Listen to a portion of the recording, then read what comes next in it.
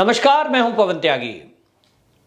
जिस central Vista को लेकर कांग्रेस समेत सारे विपक्ष ने संसद नहीं चलने दी और हल्ला मचाया, बदनाम करने की कोशिश की कि वो मोदी जी का घर बन रहा है और उसके लिए इतना पैसा खर्च करने की क्या जरूरत है, यहां तक कि सुप्रीम कोर्ट तक में भी गए। उससे जुड़े हुए एक परिसर का मोदी जी ने उद्घाटन किया और ये परिसर जो दिल्ली में केजी मार्ग है, कस्तूरबा गांधी मार्ग, वो और एक अफ्रीका एवेन्यू स्थित दो ऐसे परिसरों का उद्घाटन किया गया। और उद्घाटन के बाद उस रहस्य का पता लगा जिस रहस्य को अभी तक सरकार ने भी उजागर नहीं किया था कि आखिरकार ये सेंट्रल विस्टा प्रोजेक्ट के बनाने की वजह क्या थी। आपको बताएं, ये जो दो सेना के जो ऑफिस हैं, जो इनका सैन्य कार्यालय परिसर का जो उद्घाटन मोदी जी ने किया, जिसमें आपको बताएं इन दो परिसर में, इन दो सैन्य परिसर में लेफ्टिनेंट जनरल रैंक के अधिकारी तक भी बैठते हैं और 7,000 सैन्य अधिकारी 24 घंटे यहां काम करते हैं। लेकिन दुर्भाग्य की बात यह थी कि ये जो परिसर है द्वितीय विश्व युद्ध के समय बनाए गए थे और अंग्रेज ये जो परिसर हैं जहां अभी तक हमारे सेना के अफसर काम कर रहे थे देश की रक्षा सुरक्षा के लिए, वो अपने घोड़ों के बांधने के लिए अस्तबल के रूप में इस्तेमाल करते थे। अंग्रेज चले गए तो कांग्रेस सरकार ने जो अंग्रेजों का अस्तबल था उसको सैन्य अधिकारियों के लिए ये कार्यालय के रूप में, परिसर के रूप में इस्तेमाल करने का तय किया, जिसके कारण वो अधिकारी उन द्वितीय विश्व युद्ध के समय के बने हुए उन परिसर में नौकरी करने के लिए, काम करने के लिए मजबूर थे। और देश की सुरक्षा से जुड़ी हुई सारे दस्तावेज क्योंकि वहां मूव करते थे, फाइल होती है, हार्ड कॉपी होती है और उसके लिए कई बार वो जानकारी लीक होने का भी खतरा रहता था। इस सब को देखते हुए मोदी सरकार जब 2014 में आई तो इन्होंने तय किया कि हमारे देश की सेना और सेना में काम करने वाले लोग दोनों को सुसज्जित किया जाएगा और 2021वीं सदी के लिए इसको तैयार किया जाएगा। इसका उद्घाटन में मोदी जी ने किया भी और मोदी जी ने बाकायदा के जो विपक्ष है जो इस सेंट्रल विस्टा प्रोजेक्ट पे हल्ला मचा रहा था उनको घेरते हुए एक बयान दिया और उन्होंने कहा कि जो लोग सेंट्रल विस्टा प्रोजेक्ट के पीछे डंडा लेकर पड़े थे वो बड़ी चतुराई से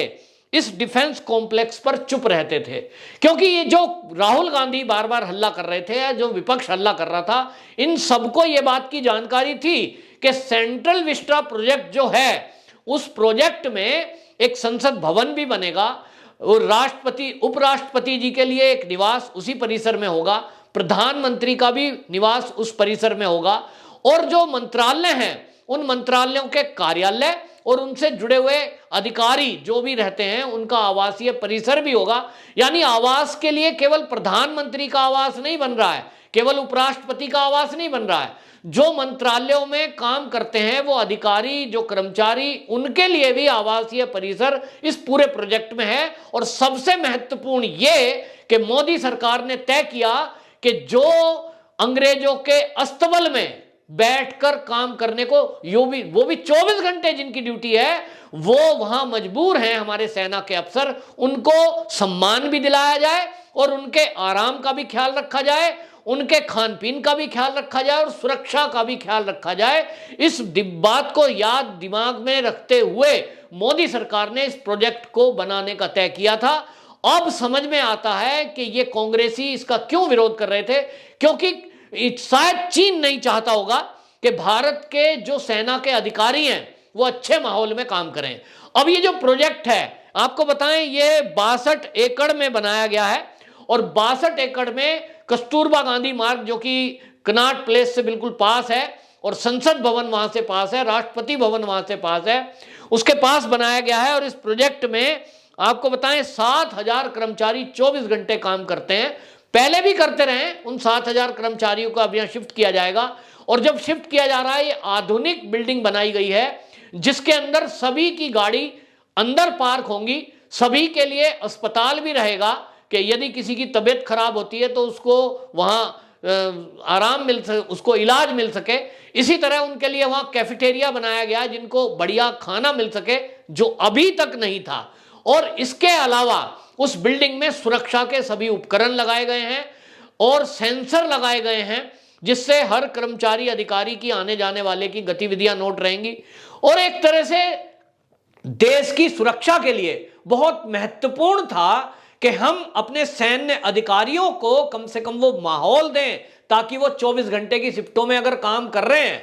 तो उनको कम से कम वो माहौल तो हो। आज हमारे देश में आप देखिए लाखों नौजवान कॉल सेंटर पर नौकरी करते हैं और कई विदेशी कॉल सेंटर में जो नौकरी करते हैं उन बच्चों से मेरी बात हुई है, वो बताते हैं कि वहां शिफ्ट ड्यूटियां अगर हैं तो रेस्ट करने के लिए रेस्ट रूम बना है, लोगों को अच्छा एटमॉस्फेयर मिले उसके लिए वो माहौल के लिए अलग से कमरे बनाए गए हैं। लेकिन यहां सैन्य अधिकारी और जिसमें लेफ्टिनेंट जनरल रैंक का व्यक्ति है उसको बैठने के लिए घोड़े का अस्तबल, ये कांग्रेस की सोच हो सकती है, मोदी की सोच नहीं। और इसलिए मोदी ने विरोध के बावजूद इस पर मौन साधा था और वो मौन अब समझ में आ रहा है क्योंकि मामला सेना से जुड़ा हुआ था। अगर उसको पहले लीक करते, पहले बोलते तो शायद कहीं ना कहीं वो जो मूव करने वाली मूवमेंट है उसमें सुरक्षा से जुड़े हुए बहुत सारे दस्तावेज और वो क्योंकि कई ट्रकों में और कई लोट में वो फाइलें जो देश के लिए महत्वपूर्ण है उनको मूव करना था। और इसलिए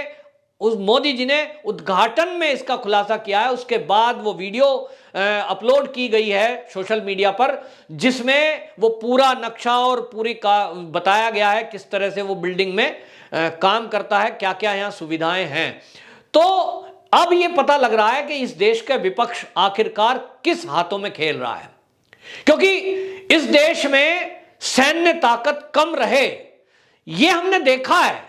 जब अभी लद्दाख में चीन हमारी सेना के आमने सामने आ गया, हमारे एरिया में घुसपैठ करने की कोशिश करने लगा, तो पहली बार पता लगा कि बॉर्डर एरिया में तो सड़क ही नहीं है। हमारे सैनिक 6 किलोमीटर पैदल चलकर अपनी पेट्रोलिंग करने जाते हैं, चीन वाले जीप में बैठ के आते हैं। यानी चीन के सैनिक वो अपने ट्रक और गाड़ियां लेकर जहां 5 मिनट में पहुंच सकते हैं वहां हमारे सैनिकों को, क्योंकि पहाड़ी क्षेत्र है, कम से कम 5 घंटे लगेंगे। और इसलिए हमारी सेना जज्बे होते हुए, ताकत होते हुए भी हर बार चीन को मुकाबला देने में कई बार ऐसा होता था कि डिले हो गया। और इसलिए राहुल गांधी यहां शोर मचाता था दिल्ली में कि चीन ने हमारी जमीन पर कब्जा कर लिया। ये कभी किसी ने नहीं बताया इस कांग्रेसियों ने कि आपने 70 साल में उस बॉर्डर एरिया में जहां चीन से बॉर्डर लगता है वहां सड़क और रेल मार्ग क्यों नहीं बनाया। मोदी जी आए तो वहां सड़कें भी बनी, वहां रेल मार्ग भी बनाए जा रहे हैं। लेकिन राहुल गांधी है या कांग्रेसी और देश का विपक्ष, वो केवल और केवल हर प्रोजेक्ट पर हल्ला मचाता है ताकि वो मोदी को बदनाम कर सके। ये उसमें कोर कसर नहीं छोड़ते। इस सेंट्रल विस्टा प्रोजेक्ट में इतना बड़ा प्रोजेक्ट देश के लिए है कि आप देखें उसके अंदर ये कह रहे हैं मोदी जी का घर बन रहा है। जब ये भाषण दे रहे थे तो मोदी जी एक ऐसा व्यक्ति नहीं है कि जब वो प्रधानमंत्री नहीं रहेंगे तो उसके बाद भी वही रहेंगे। ये एक प्रधानमंत्री, एक उपराष्ट्रपति, कर्मचारी, अधिकारी और सैन्य अधिकारियों के लिए बनने वाला परिसर था। लेकिन इसको किस तरह से बदनाम किया गया, आम नागरिकों के दिमाग में इन कांग्रेसियों ने ये भरने की कोशिश की कि मोदी सरकार फालतू में पैसा खर्च कर रही है। अब मैं देश से पूछना चाहता हूं इस वीडियो के माध्यम से, जो लोग आप अब समझ रहे हैं, अब आपको सारे न्यूज़पेपर और सब में पता लगेगा ये प्रोजेक्ट क्यों जरूरी था। तो आप बताइए, क्या हमारे देश के सेना के अफसर, सेना के लोग जो हमारी 24 घंटे निगरानी कर रहे हैं, जिनके लिए एक हेडक्वार्टर जरूरी है, जिनके बैठने के लिए आज अत्याधुनिक हथियार की भी जरूरत है, तो क्या वो घोड़े के अस्तबल में बैठने चाहिए या एसी के लगे हुए अच्छे रूम में? आज हम और आप रहते हैं, अगर हम और आप भी नौकरी करते हैं तो हमारे ऑफिस में भी एसी लगा हुआ है, अच्छे से हम रहते हैं, अच्छे ऑफिसों में अच्छा खाना भी प्रोवाइड किया जाता है। लेकिन ये जानकर बड़ा दुख हुआ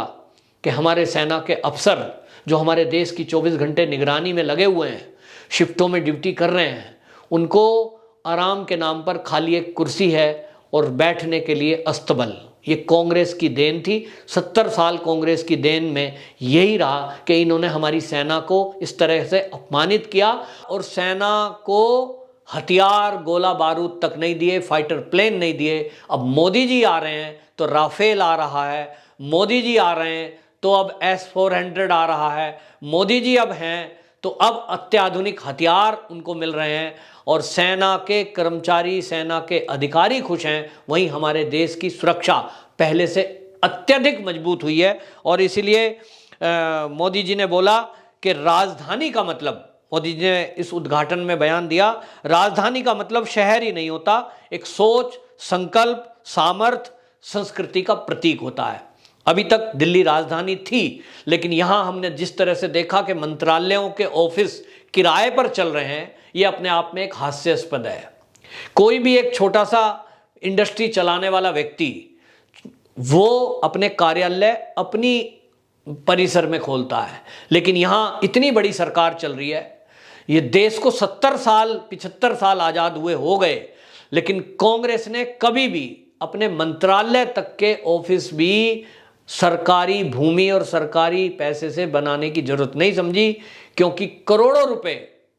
किराए के रूप में जिनको जा रहे थे, शायद उनसे कोई कमीशन किन्हीं नेताओं को मिल रहा था। मोदी जी हैं तो अब हर चीज मुमकिन है और देश की तरक्की और देश की उन्नति के लिए जो भी जरूरत है मोदी सरकार उसको कर रही है। जब भी कभी आप देखेंगे मोदी सरकार कोई देश हित में फैसला लेती है, ये कांग्रेस समेत सारा विपक्ष उस पर हल्ला करता है, क्योंकि ये चाहते नहीं है कि देश तरक्की करे। लेकिन अब देश के नागरिक, उनका ये कर्तव्य है कि जब सरकार कोई अच्छा काम कर रही है तो उस अच्छे काम का भी हम प्रचार करें, ताकि विरोधियों को और देश के दुश्मनों को ये इसका करारा जवाब मिल सके। वंदे मातरम।